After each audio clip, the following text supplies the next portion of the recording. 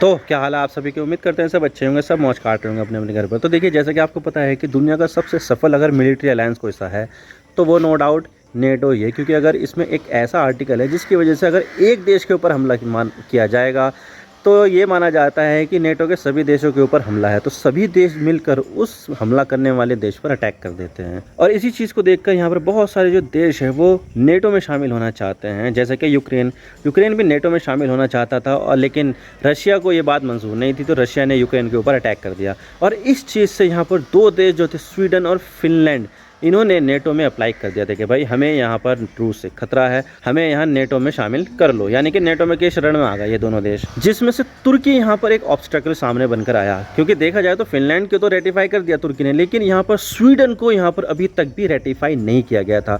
कुछ डिमांड थी उसकी, लेकिन अब फाइनली यहाँ पर तुर्की ने स्वीडन की जो एप्लीकेशन की बिड है उसको मंजूर कर दिया है। यानी कि अब इसको रेटिफाई कर दिया जाएगा और फाइनली जो स्वीडन है वो 32वां देश बन जाएगा नेटो में शामिल होने वाला। तो आज इसके बारे में पूरी डिटेल के साथ बात करते हैं कि जो तुर्की के जो राष्ट्रपति एर्दोगान, उनका ये माइंड कैसे चेंज हो और क्या क्या यहाँ पर डिमांड थी। लेकिन उससे पहले अगर आप चैनल पर नए हो तो सब्सक्राइब जरूर कर देना चैनल को, वीडियो को चाहे लाइक करो या डिसलाइक करो, लेकिन चैनल को सब्सक्राइब जरूर कर देना। देख सकते हैं आपकी बहुत ज़्यादा बारिश हो रही है, यहाँ पर पानी पानी हो रहा है हमारे घर के पास और कीचड़ कीचड़ हो गई है यहाँ पर। लेकिन वीडियो का आगाज़ कर ही लेते हैं। चलो तो बात करते हैं मामला क्या और हम इसके बारे में क्यों बात करें। तो देखिए, दुनिया में बहुत सारे संगठन बनते हैं और बिगड़ भी जाते हैं, लेकिन अगर कोई संगठन सबसे ज़्यादा प्रभावी रहा है तो वो है नो डाउट नेटो।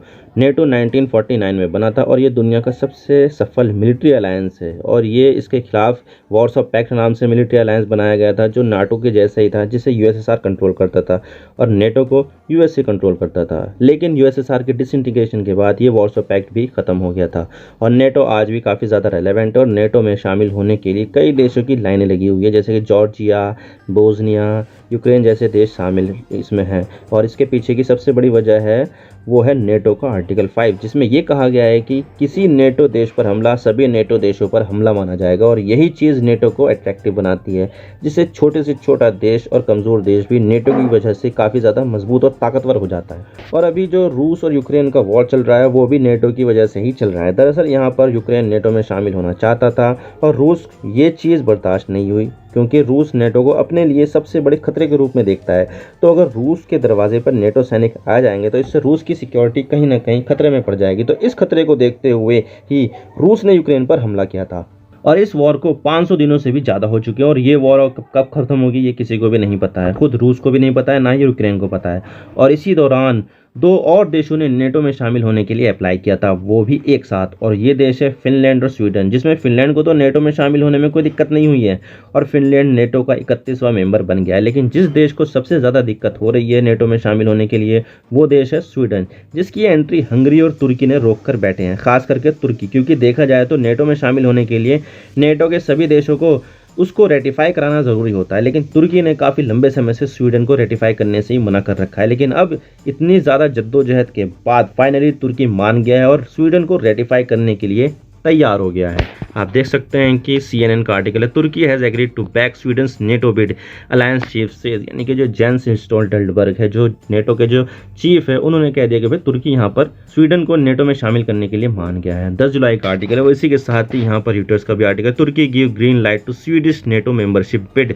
तो देख सकते हैं आप यहाँ पर जो तुर्की है वो स्वीडन की जो नेटो मेंबरशिप की जो बिड है उसको एग्री करने के लिए मान गया। और इसी चीज़ को देखते हुए यहाँ पर जो बाइडेन है, जो बाइडेन अमेरिका के राष्ट्रपति, उन्होंने यहाँ पर तुर्की को अपलॉड किया है, यानी कि तुर्की की तारीफ की है कि भाई यहाँ पर तुर्की ने जो किया है वो बहुत ही बढ़िया किया है काम। तो यहाँ पर लिथुआनिया की राजधानी लिविलनियस में नेटो का समिट हो रहा है, जहाँ पर यूक्रेन की नेटो मेंबरशिप को लेकर डिस्कशन किया जा रहा है। लेकिन यहीं पर ही स्वीडन की नेटो में एंट्री का रास्ता साफ हो गया है और इसके लिए नेटो के समिट में ही स्वीडन और तुर्की के बीच बातचीत हुई, जिसमें नेटो के चीफ जेंस स्टोल्टनबर्ग ने अनाउंस किया कि स्वीडन की नेटो में एंट्री को लेकर तुर्की मान गया। और खुद तुर्की के प्रेसिडेंट एर्दोगान ने यह कहा है कि स्वीडन की एंट्री को तुर्की की पार्लियामेंट में रेटिफाई करा दिया जाएगा। और इस मौके पर स्वीडन के PM उल्फ क्रिस्टसन भी जाहिर तौर पर खुशी हो गए हैं कि उसको अब नेटो में एंट्री मिलने वाली है। और इसके अलावा हंगरी ने भी स्वीडन की एंट्री नेटो में ब्लॉक कर रखी थी और उसका ये कहना था कि जब तुर्की इसको रेटिफाई कर देगा तो हम भी इसको रेटिफाई कर देंगे और हंगरी भी अब इसे रेटिफाई कर देगा, क्योंकि तुर्की मान गया है ना। लेकिन सवाल यह आता है कि एर्दोगान इतने लंबे समय से स्वीडन की एंट्री को ब्लॉक कर रहे थे, तो ऐसा क्या हो गया जिससे अब वो स्वीडन की एंट्री को अलाउ कर रहे हैं। तो देखिए हर नेटो देश के पास नए मेंबर को शामिल कराने की वीटो पावर होती है, यानी कि 31 मेंबर में से भी कोई एक मेंबर भी शामिल करने से रोक दे तो वो देश शामिल नहीं हो पाएगा। और ऐसा तुर्की कई महीनों से कर रहा था, लेकिन यहाँ पर तुर्की का जो माइंड चेंज हुआ है वो दो चीज़ को लेकर चेंज हुआ है। सबसे पहला चेंज तो ये है कि तुर्की को अमेरिका से कुछ फाइटर जेट चाहिए F-16, जो तुर्की इस्तेमाल करता है और उसको और ज़्यादा चाहिए, और ये F-16 अमेरिका बनाता है। तो अमेरिका को खुश करने के लिए यहाँ पर तुर्की स्वीडन को रेटिफाई करने के लिए राज़ी हो गया है, ताकि यहाँ पर अमेरिका खुश हो जाए और उसको यहाँ पर F-16 फाइटर जेट मिल जाए आसानी से, क्योंकि इसके लिए यहाँ पर अमेरिका ने भी रोक के रख रखा था कि भाई हम तुम्हें यहाँ पर F-16 नहीं देंगे। तो यहाँ पर तुर्की F-16 को पाने के लिए स्वीडन को रेटिफाई करने के लिए तैयार हो गया है।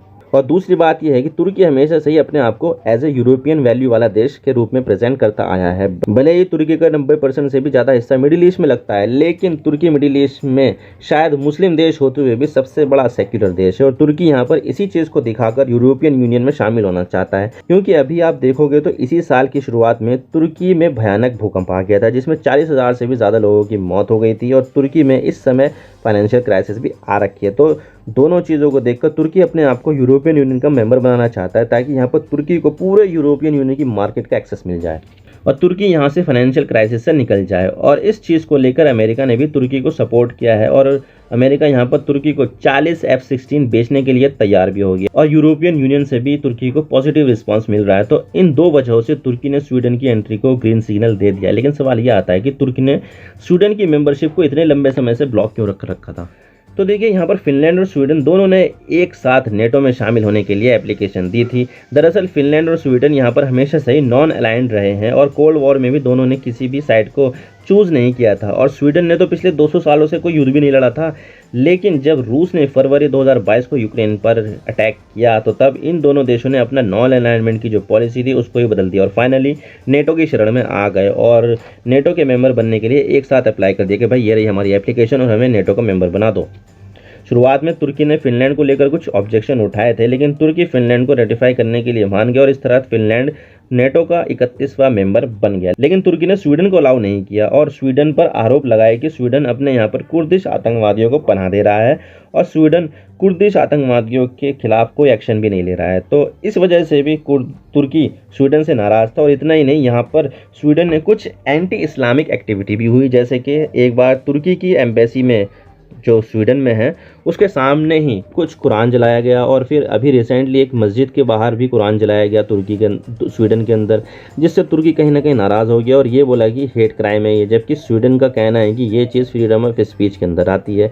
लेकिन तुर्की यहाँ पर स्वीडन से ये चाहता है कि वो कुर्दिश आतंकवादियों और एक्टिविस्ट के खिलाफ एक्शन ले ले और अपने यहाँ कानून भी बनाए। तो स्वीडन ने भी कुछ स्टेप लिए हैं और अपने यहाँ पर जो चेंजेस है टेररिज्म के लॉ में उसको करने के लिए भी मान गया है। तो यहाँ पर भी इस चीज़ को देखा जा रहा है पॉजिटिव रिस्पॉन्स स्वीडन की तरफ से। और वहीं दूसरी तरफ हंगरी का मामला ये था कि स्वीडन ने कई बार हंगरी के पीएम विक्टर ओरबान को क्रिटिसाइज़ किया था, जिससे विक्टर ओरबान नाराज़ हो गए स्वीडन से, और इसकी वजह से हंगरी ने भी स्वीडन की नेटो में एंट्री ब्लॉक कर दी थी। और इसी के साथ ही हंगरी ने यह भी कहा है कि जब तुर्की रेटिफाई करेगा तो हम भी रेटिफाई कर देंगे, क्योंकि हंगरी यहाँ पर कोई अपनी डिमांड नहीं भेज रहा है, बस यहाँ पर सही मौके आने पर इसका इंतजार कर रहा है। और अब यहाँ पर तुर्की राजी हो गया है, जिससे स्वीडन नेटो का 32वां मेंबर बन जाएगा। और ये चीज़ जो बाइडेन के लिए किसी जीत से कम नहीं होगी, क्योंकि नेटो देशों को हमेशा रूस से खतरा रहता है। और जब रूस ने यूक्रेन पर अटैक किया तो तब अमेरिका ने यह बताया था कि नेटो का विस्तार कितना ज़्यादा ज़रूरी है। तो अब जल्द ही नेटो के देशों की संख्या 31 से बढ़कर 32 हो जाएगी, और ये चीज़ रूस के लिए काफ़ी बड़ी चिंता की बात होगी। और ऐसा देश जिसमें 2000 सालों से भी ज़्यादा समय से कोई युद्ध भी नहीं लड़ा है, वो भी अब नेटो में शामिल हो गया है। अब देखते हैं आगे क्या होता है क्या नहीं, है तो आने वाला वक्त ही बताएगा। आई होप आपको सारी बातें समझ में आ गई होगी। वीडियो को थोड़ा सा भी पसंद आया तो लाइक कर देना और डिसलाइक कर देना, लेकिन चैनल को सब्सक्राइब जरूर कर देना। आपके एक सब्सक्रिप्शन से हमें आगे कंटेंट बनाने की मोटिवेशन मिलती है। Thank you for watching. I really appreciate your precious time. God bless you all. Now signing off.